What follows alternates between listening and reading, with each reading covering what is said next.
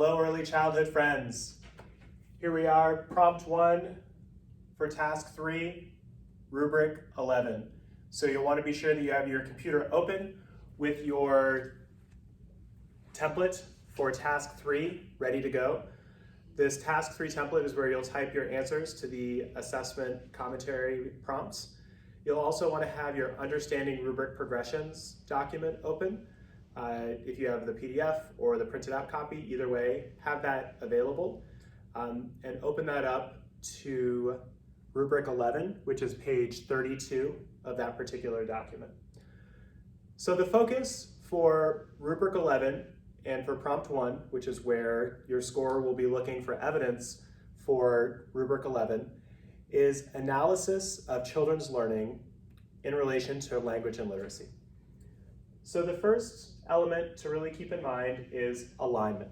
So you'll want to be sure that you have alignment between your learning objectives as well as your evaluation criteria for the assessment that you've chosen, the assessment that you're analyzing for task 3. So just to be sure that with whatever action word you have in the learning objective, that you're able to, within the evaluation criteria, clearly see the extent to which students are able to engage with that particular objective. So you want to be sure that there's alignment between those pieces. And so in responding to prompt 1, for A, you're simply identifying the specific language and literacy learning objectives for the common assessment you chose for analysis. So by identifying, you're just listing that there. And you will then move to 1B, where you are summarizing the class or group's learning for the common assessment.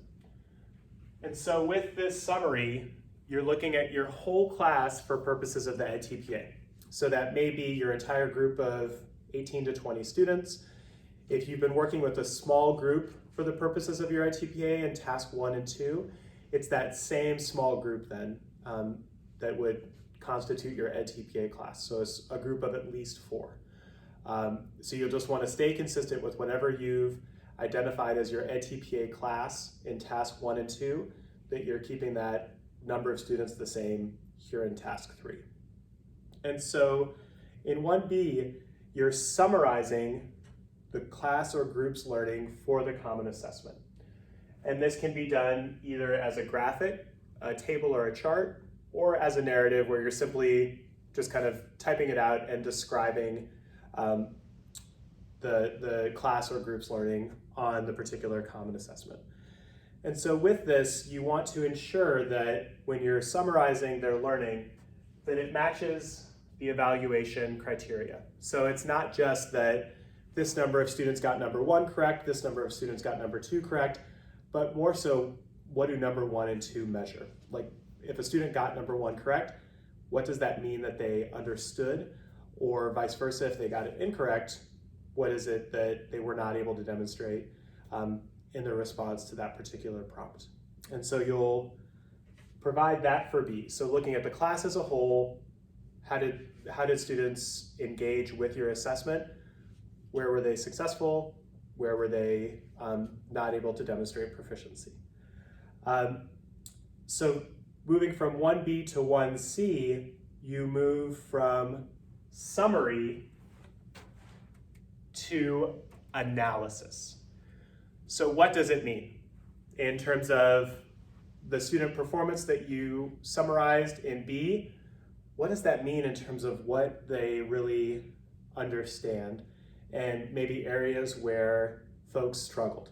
And with your response to 1C, you're still focusing on whole class. So patterns of learning and differences for the whole class. So on that whole class level, where did folks show that they had understanding? Where did they demonstrate that perhaps they were still struggling? Once you move into D, you're then focusing on your focal students. So for your 2 focal students, you'll want to cite the 3 sources of evidence that you have for them. As a reminder, you have the video or audio evidence of language and literacy learning. You have the observation notes of language and literacy learning, And finally, you have their performance on the common assessment. So that same assessment that you were summarizing and analyzing for the whole class in 1B and 1C, you're speaking directly in terms of how focal students performed on that assessment in your response to 1D.